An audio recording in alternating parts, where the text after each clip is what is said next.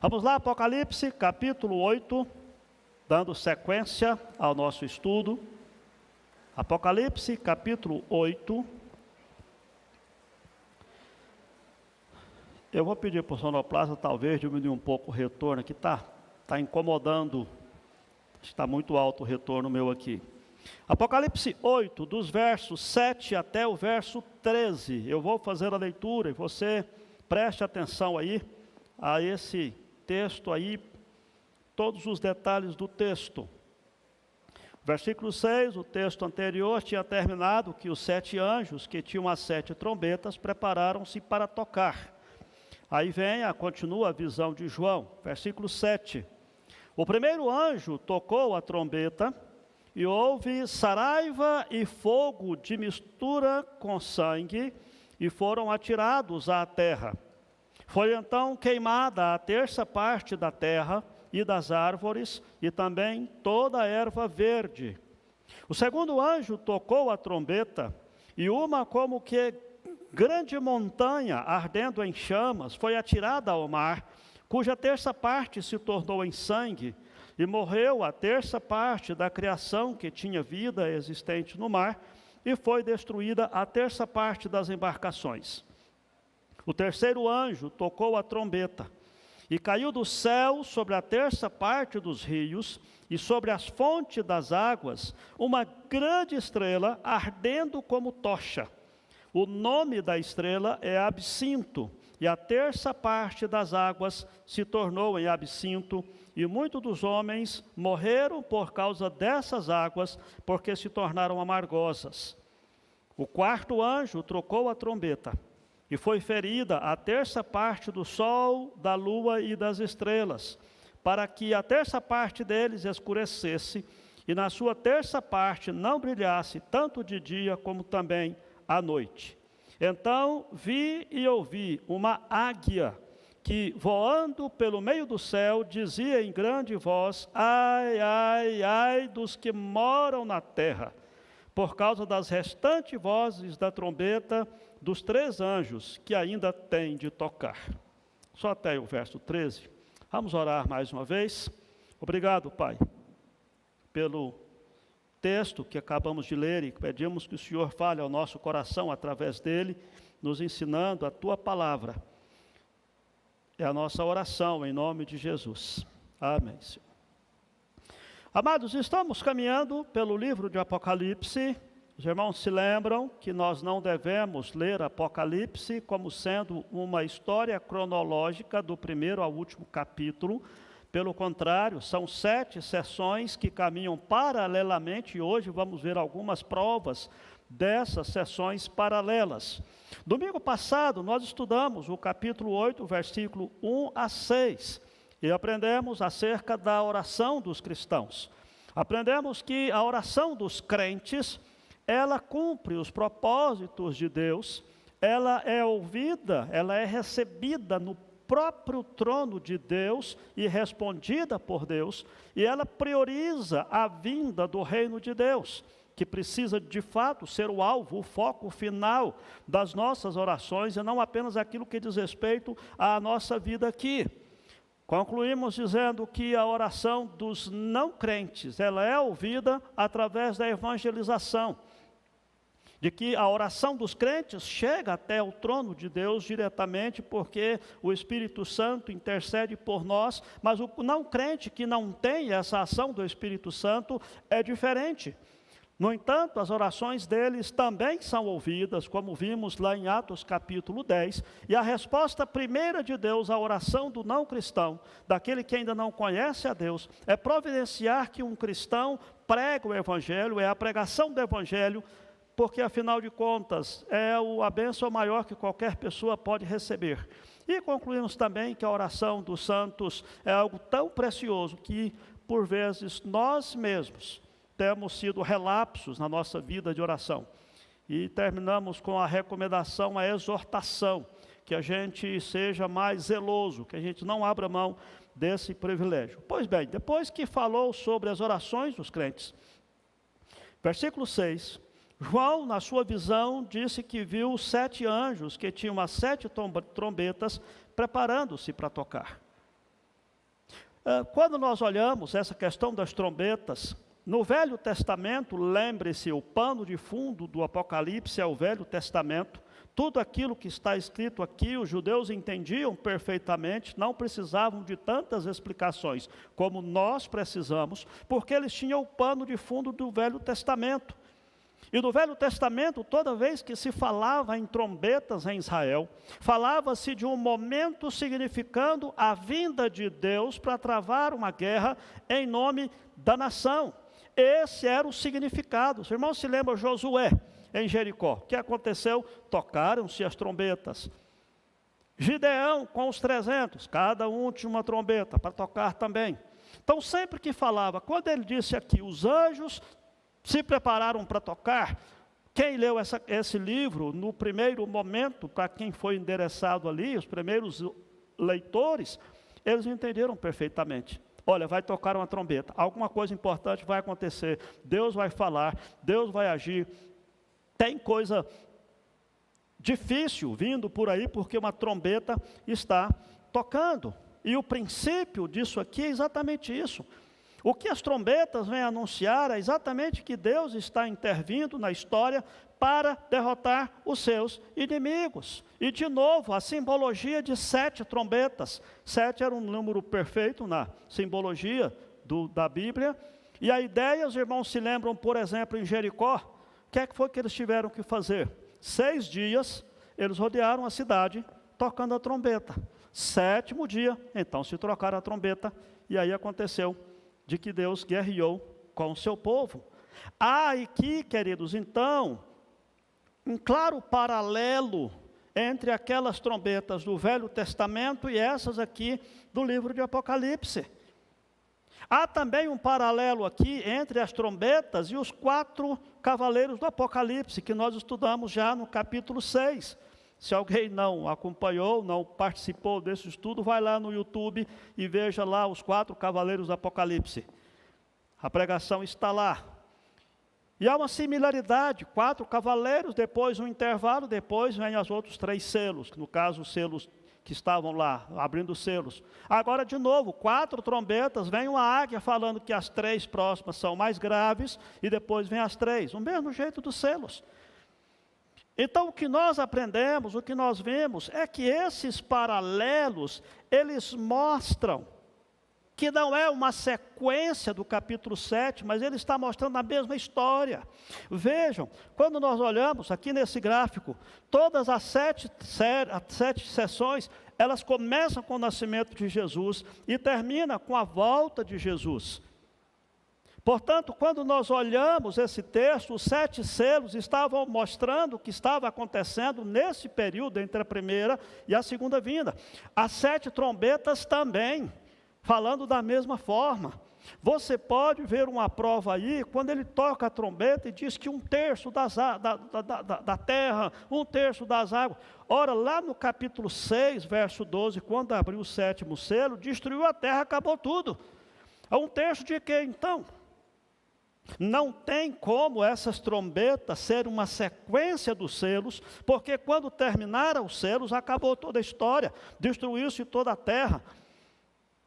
Os salvos foram salvos e mostra aqui a visão dos glorificados. Portanto, quando nós olhamos esse texto das 7 trombetas, não é que está numa sequência dos 7 selos, mas ele está simultâneo, ele está explicando aqui.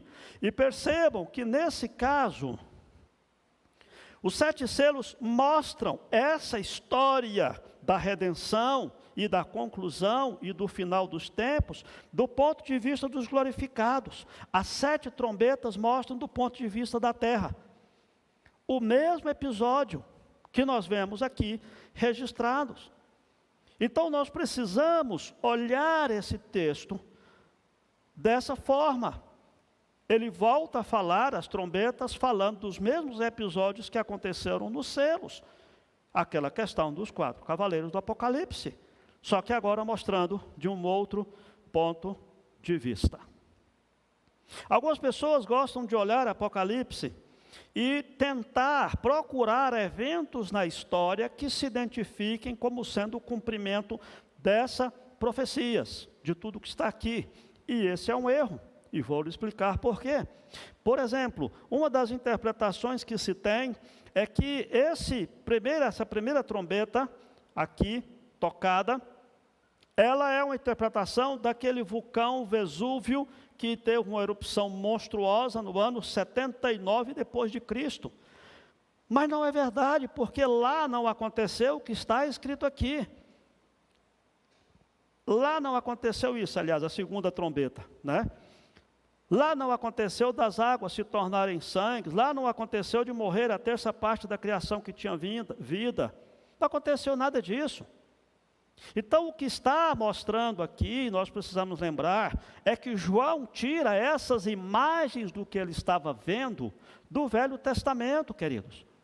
Se queremos interpretar, não devemos olhar para os jornais e para a história do que está acontecendo hoje, o que aconteceu, porque a interpretação vem da linguagem do Velho Testamento. Por outro lado, todos os acontecimentos no decorrer da história são identificados como um julgamento de Deus, como nós já vimos em outros textos. Quando você olha para o Velho Testamento, você tem lá 10 pragas no Egito. O que é que aconteceu lá? Deus controlando os poderes naturais para humilhar os falsos deuses do Egito, para quebrar a vontade endurecida de Faraó. Aqui, de igual forma, há um paralelo desse controle da natureza no Velho Testamento e também com aquilo que está sendo narrado aqui acerca de toda a história do que tem acontecido. Nós precisamos lembrar, amados, que o julgamento de Deus é feito também através da natureza. Se Deus controla toda a natureza, então, por que tem terremoto, como teve lá no Haiti há poucos dias? Por que tem vulcão? Porque Deus controla tudo isso, porque tudo isso está dentro do planejamento de Deus, porque tudo isso está dentro do controle de Deus, e está dentro do juízo de Deus. Agora, perceba que toda vez que você vê essas catástrofes aqui, nessas trombetas, está falando sempre da terça parte. É 1/3 de tudo que ele fala ali. Tanto das ervas, quanto do mar, quanto dos peixes, do sol. Por quê, queridos? Porque exatamente esses julgamentos são parciais. Eles não são definitivos. Eles servem para alertar o mundo contra o julgamento final. Lá na frente, ele vai explicar que haverá sim um dia em que esse julgamento será categórico, peremptório e acabará tudo. Mas essas trombetas que estão tocando, que são demonstradas e que são a cada evento no decorrer da história, estão mostrando que Deus está efetuando o seu julgamento e que Deus está mostrando a sua graça. Haverá um dia em que os elementos serão desfeitos. Se você quiser voltar aí umas 5 páginas da sua Bíblia, na segunda epístola de Pedro, capítulo 3, ele diz assim: ora, os céus que agora existem e a terra, pela mesma palavra, têm sido entesourados para fogo, estando reservados para o dia do juízo e destruição dos homens ímpios. O que está acontecendo nessas trombetas é Deus antecipando esse juízo, mostrando que esses eventos da natureza são instrumentos de julgamento de Deus, a fim de mostrar aos homens ímpios que Ele está no controle e dando tempo de arrependimento, como nós olhamos em vários outros textos. É preciso que a gente entenda essas questões de que as trombetas não estão soando um castigo definitivo, mas é um aviso de que Deus está presente. Todos os eventos da natureza, queridos, são instrumentos nas mãos de Deus, onde Deus está mostrando o seu controle. Talvez você diga assim: pastor, mas espera um pouco. Nós estamos vendo que de fato a natureza tem sido atacada. Tem lugar que tem seca, tem lugar que não tem mais árvore, tem lugar que a erva verde já se foi, mas isso é resultado da ação do homem. É porque as pessoas poluem os rios, derrubam as árvores e tudo mais. Sim, eu concordo, e de fato é isso, mas veja, a própria consequência natural dos nossos atos faz parte do julgamento de Deus.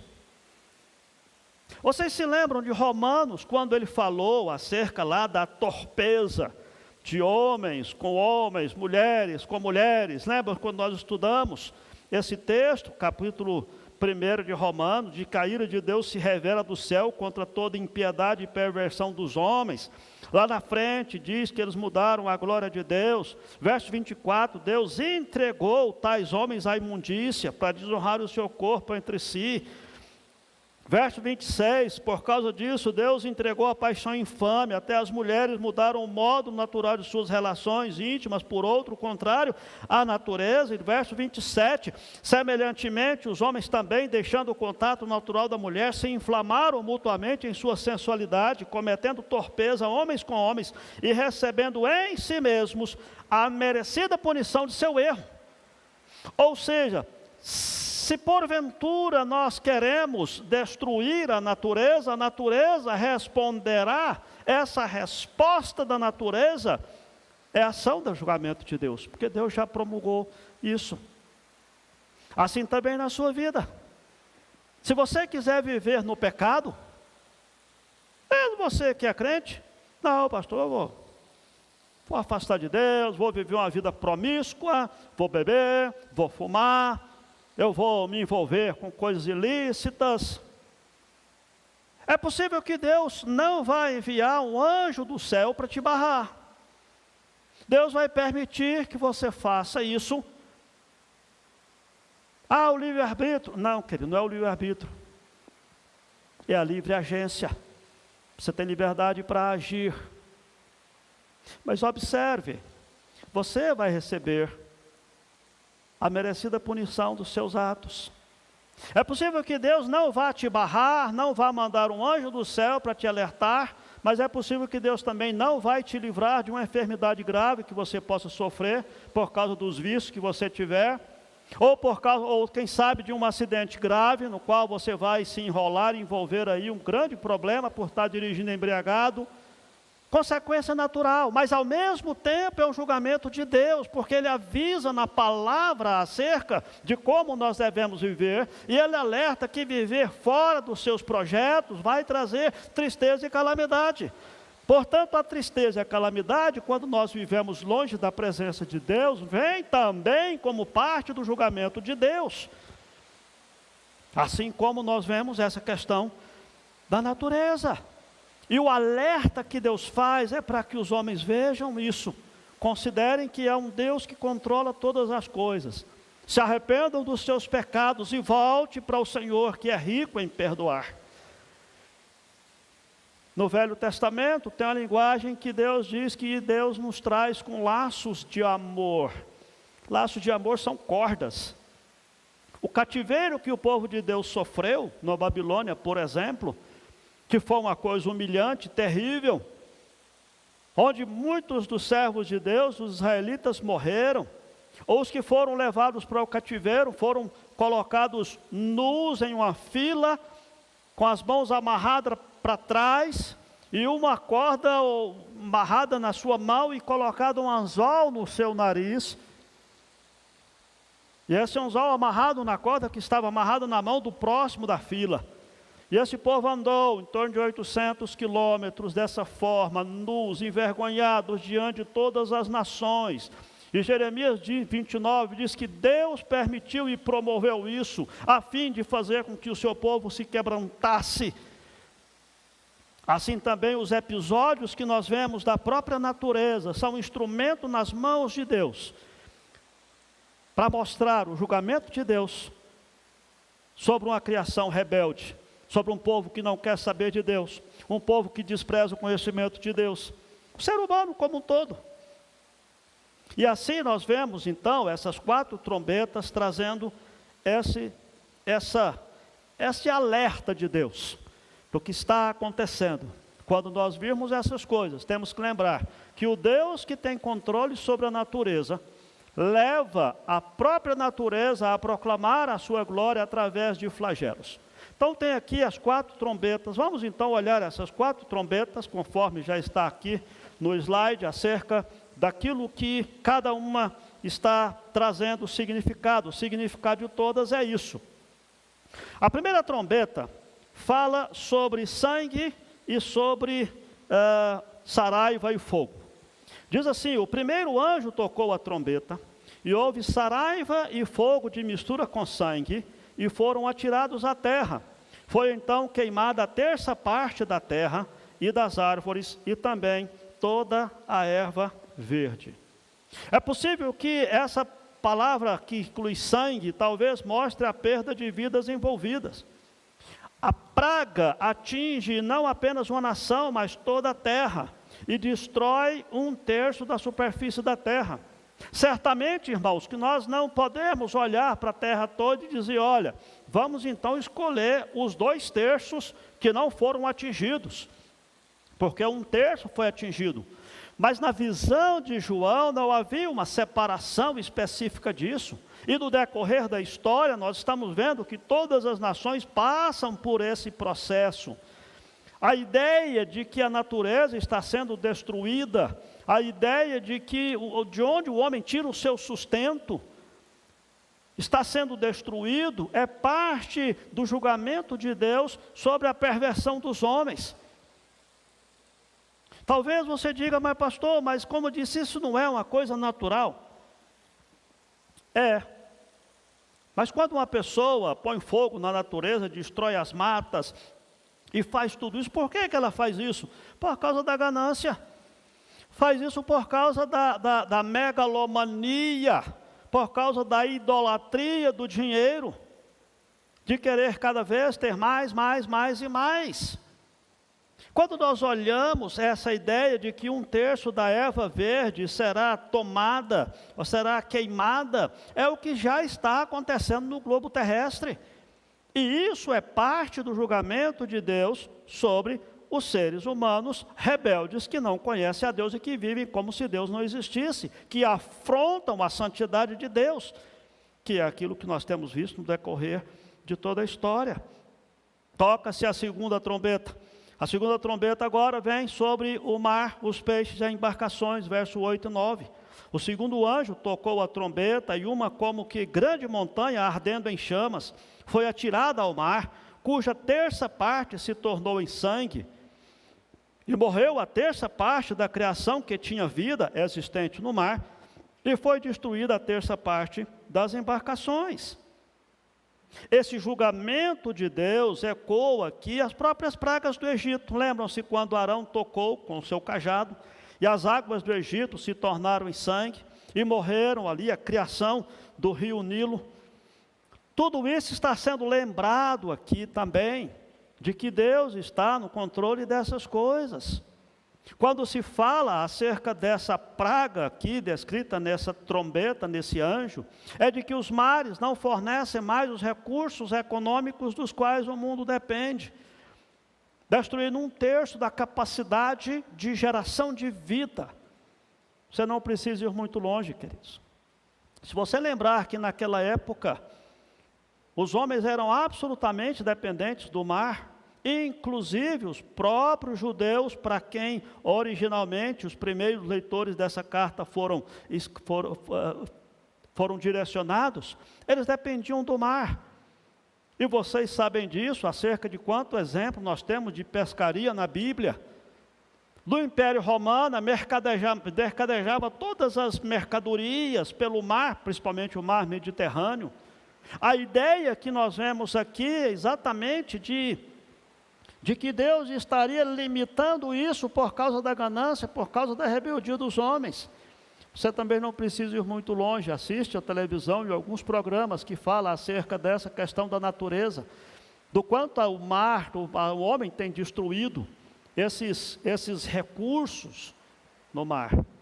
Quando a gente olha essa vasta montanha que é incendiada e jogada no mar, volto a dizer, lembre-se do Velho Testamento. não dos jornais de hoje. Quando você olha, por exemplo, Jeremias capítulo 51, ele cita Babilônia como sendo uma grande montanha que Deus estaria destruindo. Olha só, Jeremias capítulo 51, verso 25, ele diz assim: eis que sou contra ti, ó monte que destróis, diz o Senhor, que destrói toda a terra.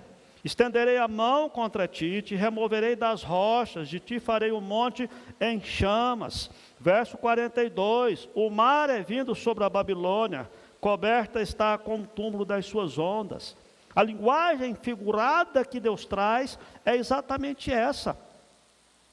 A Babilônia, na época lá do profeta Jeremias, era a nação Babilônia. Nos dias de João, era o Império Romano, assim como nos dias de Moisés, era o Egito, descrevendo como sendo um grande império, e essa trombeta retrata a destruição desses impérios mundiais, que são derrubados por Deus e resultam em tragédias para o mundo.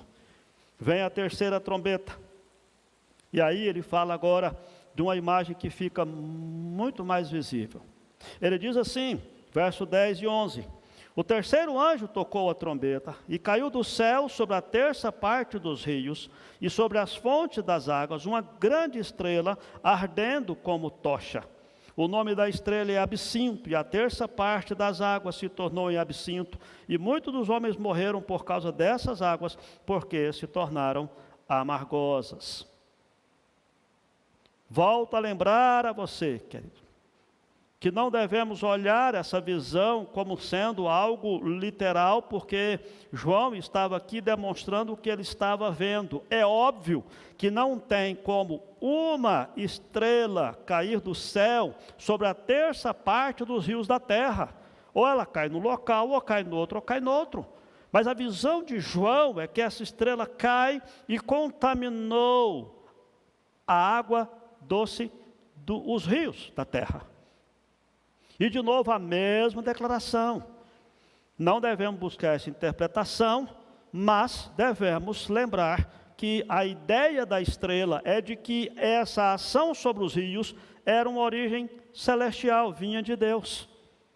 Era Deus que estava promovendo isso, como sendo, de fato, não apenas a queda das potências imperiais, como você pode ver lá em Isaías 45, fala que até Lúcifer é uma estrela que caiu do céu, a Babilônia era uma estrela que caiu do céu, né, que estava querendo ser igual a Deus e foi derrubado.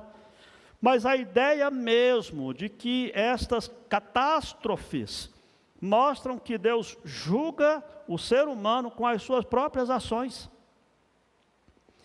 Nós já lembramos aqui de que se Deus quiser punir a minha vida ou a sua vida, Deus não precisa fazer nada. É só Ele não fazer nada. Se Deus não fizer nada e deixar a gente por conta própria, isso já é uma grande punição que Deus nos dá. Porque nós vamos à bancarrota. Porque nós vamos nos dar mal na vida. Porque se Deus retirar a sua graça, nós estamos sem amparo nenhum. Portanto, quando os homens querem viver sem Deus, Deus diz: tá bom, vocês querem viver? Vão dar com a cara na parede, mas vai lá. Aí acontece toda a destruição. E assim a gente percebe que essa ação natural do homem que destrói a natureza, ela mesma é parte do julgamento de Deus.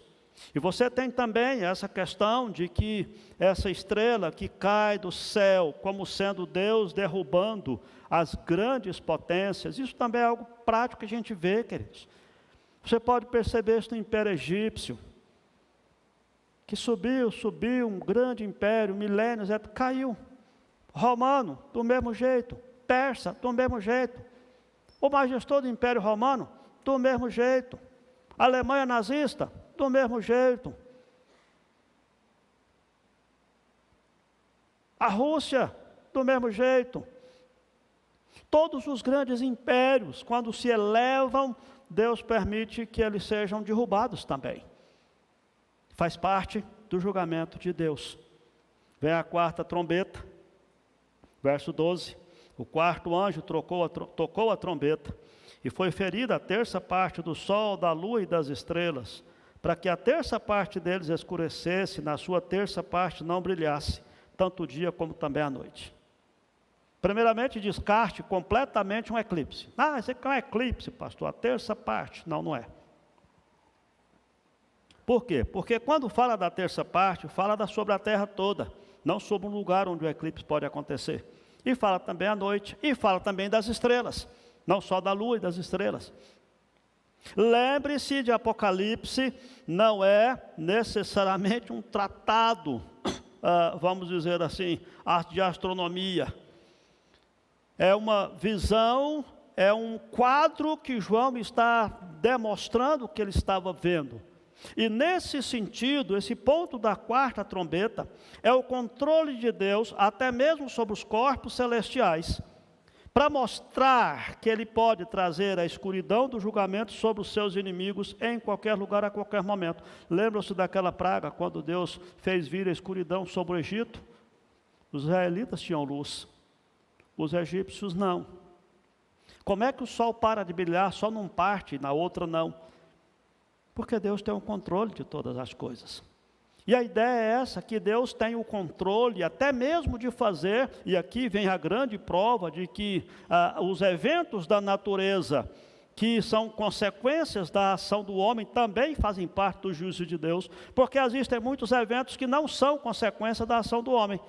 O homem não interfere no terremoto, no vulcão, o homem não interfere em muitas ações da natureza, que vêm como ação da natureza. Aí você diz, mas se Deus é Senhor da natureza, por que Deus permite que venha um tufão, um furacão e tudo essas coisas? Porque Deus está exercendo o seu juízo, o seu controle sobre toda a terra.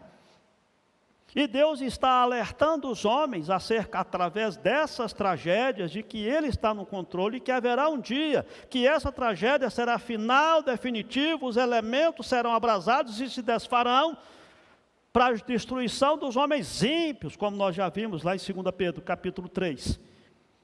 Portanto, a mensagem é que nós devemos viver de vida santa, e aqueles que ainda estão vivendo longe de Deus, precisam considerar isso, arrepender dos seus pecados e voltar-se para Deus, aquele que está anunciando o seu juízo sobre toda a terra. O que está acontecendo, irmãos, é plano de Deus, é projeto de Deus, de fazer com que no final dos tempos, isso tudo venha como que se acumulando e atingir um ápice na volta de Jesus, quando finalmente tudo aquilo que Ele está dizendo aqui será feito de forma total, não apenas um terço, mas de forma total, do julgamento de Deus sobre a terra. O que está acontecendo desde esse tempo todo faz parte da interpretação dessas trombetas do que está se desenvolvendo. E a história, o princípio é esse. Os homens estão ficando sem a luz de Deus, que depois ele vem explicar em outros textos que Jesus é que é essa luz, Ele é que é a vida, Ele é que é a luz do mundo. Obviamente mostrando que todo o ápice dessa história é o Filho de Deus. Mas por que, pastor, que a gente fala sempre que Jesus é o ápice disso tudo, etc. Porque é assim que nós aprendemos e é assim que é. Se você olhar, por exemplo, em Colossenses, olha só o que fala sobre de Jesus. Ele nos libertou do império das trevas e nos transportou para o reino do Filho do seu amor, no qual temos a redenção, a remissão dos pecados, e ele continua falando de Jesus, Colossenses capítulo 1, verso 15. Ele é a imagem do Deus invisível, o primogênito de toda a criação. Nele foram criadas as coisas no céu, sobre a terra, as visíveis, invisíveis, tronos, soberanias, principados, potestade, tudo foi criado por meio dele e para ele. Nós precisamos lembrar disso. A terra foi feita para a nossa vida, mas ela pertence a Deus, assim como nós. Nós não somos donos de nós mesmos. E aquilo que está acontecendo nessas trombetas é exatamente Deus alertando o homem disso, de que Ele é que é o Senhor. de que os homens, as nações, os cientistas, qualquer que seja a força que possa se prender, até mesmo a própria ciência, que a gente tem falado tanto nela, né, nessa questão de pandemia de vacina, tudo isso Deus mostra quem é o controle de todas as coisas, é de Deus. As pessoas podem planejar o que for, podem inventar o que for, no final das contas, Deus continua no controle. E aqueles que são rebeldes a Deus vão aprender do jeito fácil ou difícil, que Deus é que está no controle de todas as coisas. Inclusive da minha e da sua vida. E nós temos que lembrar disso. Nós precisamos aprender a ter segurança diante dessas forças da natureza, de saber que Deus está no controle de todas as coisas. Aqui, essas 4 trombetas trazem pragas na ordem criada: a terra, os mares, os rios, o sol, a lua, as estrelas, para significar, para mostrar esse julgamento de Deus sobre as nações que se erguem na idolatria ao longo da história. Por mais que possa dizer que isso é força da natureza, a natureza é gerenciada, controlada por Deus. É Deus que está agindo através da natureza. E isso é o que tem sido mostrado de uma visão sóbria da história. Como é que a gente interpreta tudo isso? Se você for olhar isso como fruto do acaso, você vai perceber que é absurdo entender desse jeito. Tem alguém que está no controle de tudo isso. E as 4 trombetas colocam o alvo da ira divina daqueles que são separados de Deus através da incredulidade. E Deus mostrando o julgamento maior que virá sobre a terra. Finalmente, ele traz o verso 13, ele faz uma pausa, dizendo, eu vi e ouvi uma águia voando e que dizia em grande voz. Volta a dizer, uma visão, a águia não fala, gente, né? Mas é uma visão que João está tendo. E nessa visão, a águia dizia, ai, ai, ai dos que moram na terra, por causa das próximas 3 trombetas. E ele está mostrando exatamente que por mais que aqui seja 1/3 de tudo que está sendo afetado, viriam mais 3 julgamentos de Deus, que seriam bem piores do que isso. Porque iria inclusive culminar com a última trombeta, que é o encerramento de todas as coisas, que é a destruição de toda essa atual situação de vida que nós conhecemos e o estabelecimento de uma nova ordem que Deus estará ministrando. E esses julgamentos começam no 9º capítulo, que nós vamos estudar posteriormente. Gostaria de trazer aqui 2 conclusões aqui e aplicações daquilo que nós aprendemos nesse bloco das 4 trombetas. A primeira conclusão é que Deus julgará o pecado de formas terríveis. Preste atenção nisso, queridos. O mundo incrédulo pode olhar para os tipos de julgamento simbolizados nesse capítulo e dizer, não, isso é tudo coisa natural. Aconteceu porque a natureza não tem personalidade, irmãos, Deus tem. A natureza não decide ter um terremoto, a natureza não decide ter um vulcão, a natureza não é uma pessoa que toma decisões, Deus é, e Ele que controla a natureza. E Ele que usa a natureza para cumprir os seus propósitos. E algumas pessoas que possam, porventura, dizer, mas que tipo de Deus é esse então? Que tem o controle da natureza e lança fogo contra a terra e o mar, que faz com que os rios sejam amargos, lança o mundo na escuridão. Ora, que Deus é esse, afinal de contas? Aí eu preciso lembrar a você de que a resposta da Bíblia nos direciona a um Deus santo, que se volta com ira contra o pecado. Quanto a isso, relembro de novo o sermão, o estudo de Apocalipse 6, os 4 cavaleiros do Apocalipse. Se você estiver interessado nesse assunto, assista lá no YouTube, porque fala exatamente isso. De um Deus que controla todas as coisas, inclusive essas calamidades. Mas lembre-se, quando Adão caiu no pecado, foi Deus que condenou a terra, mas por causa de Adão. Maldita é a terra por tua causa. A maldição foi dada por Deus, mas por causa da ação de Adão. E até hoje a gente percebe que Deus mostra exatamente isso. As trombetas mostram exatamente isso, que a humanidade não pode escapar da maldição do pecado, do peso da mão de Deus, a não ser que se arrependa, se converta e volte-se para Deus, que é rico em perdoar. É a única chance de alguém fugir desse julgamento de Deus. E Deus continua a julgar o pecado, continua punindo a rebelião, continua exortando os homens a se arrependerem antes do julgamento final da 7ª trombeta. Lembre-se disso. Jamais queira orar para Deus como sendo se Deus fosse mau e os homens fossem bons. Pelo contrário, Deus é tão bom que não destruiu ainda. Ainda está dando tempo, ainda está mostrando alerta, ainda está mostrando o que está acontecendo. Por isso, Deus pretende que quando a gente vê todos esses desastres naturais, varrendo a terra com destruição, praticamente todos os dias e esporadicamente, com grandes calamidades de tempos em tempos, vamos estar lembrando, devemos ser lembrados do julgamento de Deus sobre o pecado, e que Deus está agindo, e que Ele não permitirá que haja um céu aqui na terra sem Ele, porque sem Ele é só inferno. Esse é o julgamento, a mensagem que Deus traz aqui. O propósito de Deus é conduzir os homens ao arrependimento. O propósito de Deus é mostrar a necessidade de reconsiderarmos a caminhada sem temor a Deus e trazer os homens para perto dEle. Por isso, lembre-se, Deus julgará e continuará julgando o pecado com severidade, inclusive o meu e o seu, lembre-se disso. Deus não tolera, não suporta o pecado. E Ele exerce juízo, e o juízo de Deus é pesado. Lembre-se disso. Segunda conclusão que tiramos desse texto é que Deus tirará o seu povo dessa opressão do mundo.